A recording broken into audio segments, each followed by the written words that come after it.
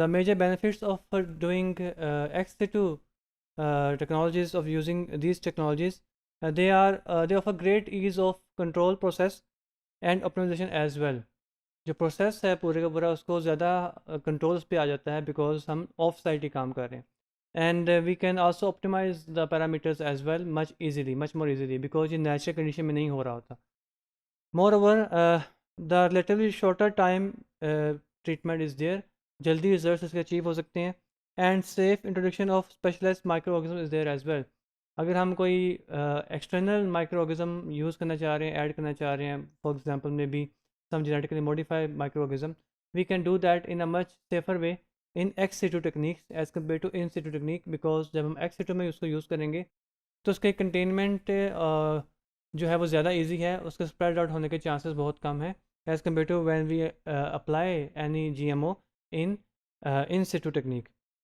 Drawbacks are obvious: increased transport cost because we have to excavate the soil and then transport it to certain facility for further treatment. So transport cost is there. Additional land requirement, of site काम हो रहा है, एक जगह से soil को excavate करके किसी और जगह लेके जाके काम करें, उसके ऊपर उसको रेमिडिएट कर रहे हैं, तो लैंड रिक्वायरमेंट भी है इसमें. Higher levels of engineering work, इसके लिए स्पेशल इंजीनियर्ड चीज़ें और अरेंजमेंट हमें चाहिए क्योंकि हमें सॉइल को एक्सकवेट करके कहीं और लेके जाना है, उसको वहाँ प्रोसेस करना है. So we need some extra engineering here. Obviously, overall, it is much more costly as compared to in situ techniques. Three major ex situ techniques are used. Those are land farming, soil banking, and soil slurry bioreactors. Land farming and soil banking are very much related with each other. Soil slurry is having much more differences. Let's talk about land farming first. Again, the idea is simple, that we would like to introduce aeration nutrients to the microorganisms present, and that could help the microorganisms to live in to grow much more, and the activity is enhanced. Now, obviously, it is taking place off-site and within constructed earthwork banking to provide a low-tech bioreactor. तो excavate किया जाता है एक जगह से, उसको फिर किसी दूसरी जगह पे लेके जाया जाता है जहाँ पे अर्थ के ही बने, सॉइल के बने हुए एक तरह के बायो रिएक्टर होते हैं, जिसमें जहाँ ये सॉइल को वहाँ पे स्टोर किया जाता है after excavating it. Obviously, first of all, we have to screen for the rocks and the rubbles as well.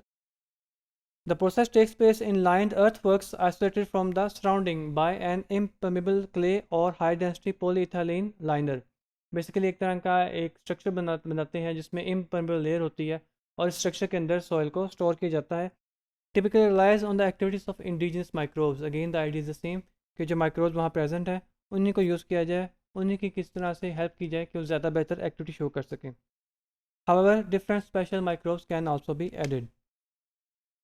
The soil to be treated is laid on a sand layer which itself is present on a gravel bed, through which a series of pipes are passed, and they help to provide aeration and nutrients as well.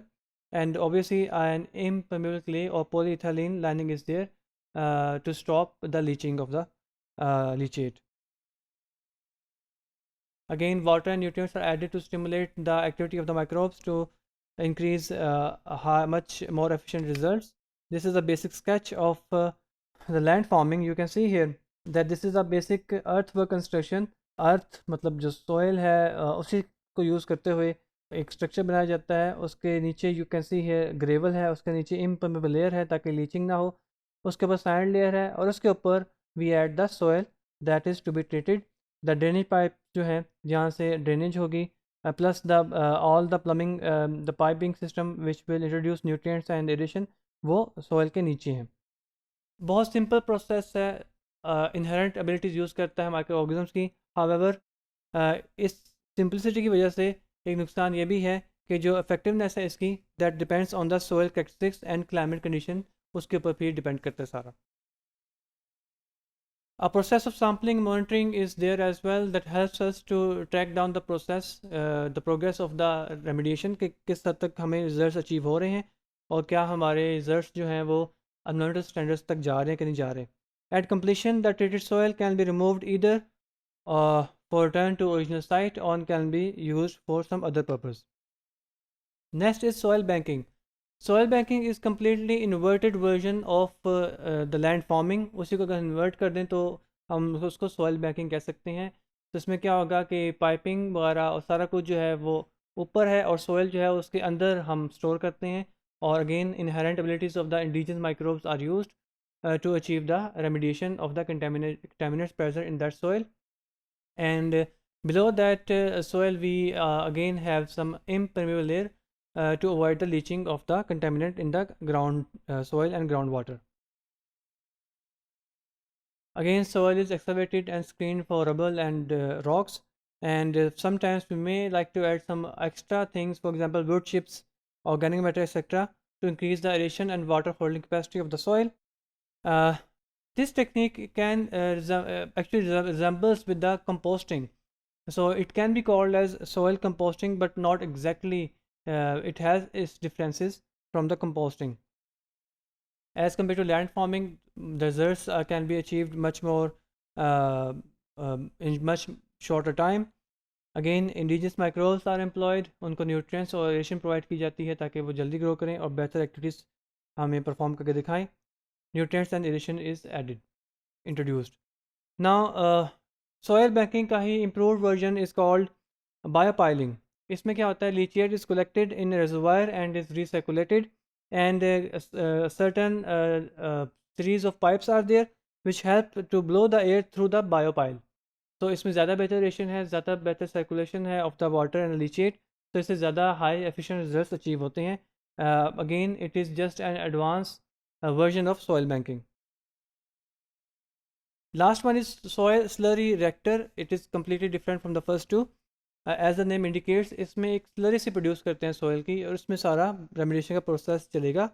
This system shares similarities with the activated sludge system जो कि हमने अपने previous lessons में पढ़े थे, उससे काफ़ी सारी similarities ये share करता है.